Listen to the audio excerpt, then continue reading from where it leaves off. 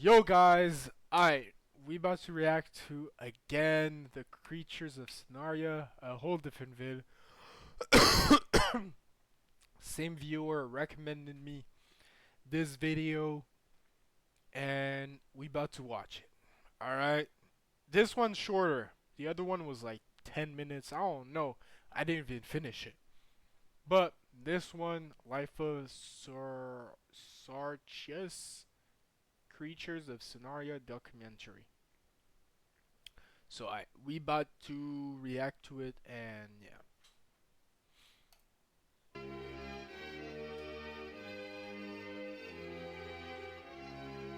Okay, shout out to Roger. Life of Deep Sarcher. in the swamps of Sonaria, there wanders a male Sarkius. He's just reached adulthood, and like any other male of his age, he's searching for a mate. The Sarkius breeds in the winter, and they raise their offspring in pairs. These creatures can grow up to 9 feet tall at the shoulder, up to 40 feet in length, and usually weigh around 1.3 tons. Damn. The Sarkius can run at almost 30 miles an hour, and has a bite force equivalent to that of a great white shark. While far from the largest predator, the Sarkius is still, for its size, incredibly dangerous. Here we watch our male Sarkius crossing the river, heading back into the swamp. He's been searching for a mate for a while. The male Sarkius carefully treads the swamp, fully prepared to battle with other predators or a rival male. Nothing will get between him and a mate. Damn. This here is a He female horny? Sarkius. These creatures Constantly? are far more likely to form bonds with other animals than males of the same species, but are just as deadly. This Okay. one senses a disturbance in her territory, and so she leaves her den to investigate. She notices the male Sarkius and seems intrigued, yet cautious. He could be dangerous. Yo, somebody or he really could be a spend possible their mate. time doing The this. male begins his dance. This is This is the crazy. first stage in a successful pairing between Sarkius couples. The female watches, still seeming a little unsure. In order to impress the female, the male must dance until he is completely exhausted. Finally, Okay. after a good while of dancing, the female joins him. She accepts. The female leads the male back into a den and nesting site. This is where they shall raise their offspring. After a few weeks, the male returns from yet another unsuccessful hunt. His lack of a glowing tail makes it difficult for him to lure prey, which means it's hard for him to hunt. While uncommon, this lack of bioluminescence isn't unheard of, and usually means that instead of simply luring prey in, the Sarkius will have to use his brain in order to hunt. However, this one doesn't seem particularly gifted in this department, Damn, he making him a dumb. rather pathetic specimen. When he returns, the female is waiting for him with a surprise. A nest! The male watches curiously as a baby Sarkius hatches from one of the eggs. Oh. The female wanders away to the drinking pond. After all, making babies is thirsty work. This leaves the male Sarkius alone with his hatchling. Male Sarkiuses are less likely to form bonds with other creatures, including their own offspring. This Sarkius in particular seems not to recognize his child as his own, and instead as a male. When the female Did he returns, she notices that her baby has disappeared, and in its place, a carcass.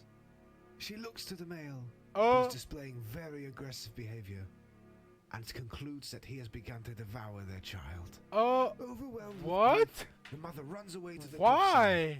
Sadly, this Sarkius seems very prone to mental health issues, and it seems she is considering taking her own life. Soon she will jump into the murky depths below, and either drown or be killed by a larger creature. Either way, she succumbs to the release of death. She jumps. After a few seconds in the ice-cold water, she has a moment of clarity. Instead of being stricken with grief, she is instead filled with rage.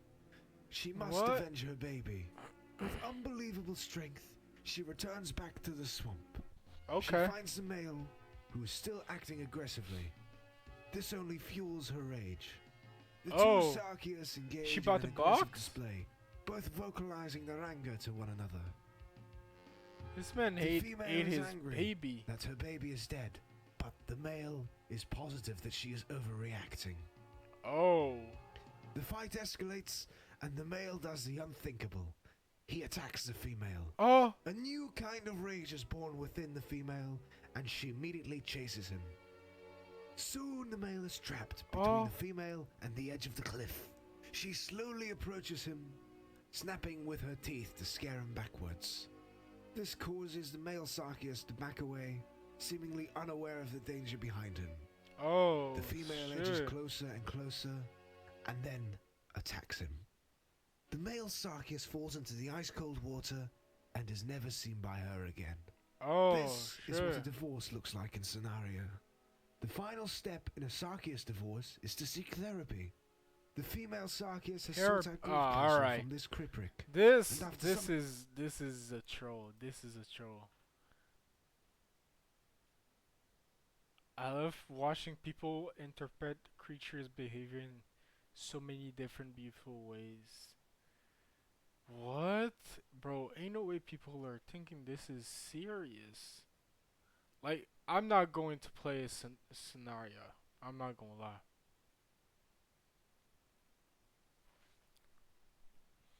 Is that the video? Going through each version of creatures. Is this it's the one? It's not lunch without an ice-cold glass of Simply Lemonade. There's a creature with the ability to time travel, and that only means one thing. Look, Creatures of Sonaria has evolved so much since we first played it. It's even getting a TV show. Like, what? And after some quick research, TV show? Ah, hell no. This is crazy. This is insane.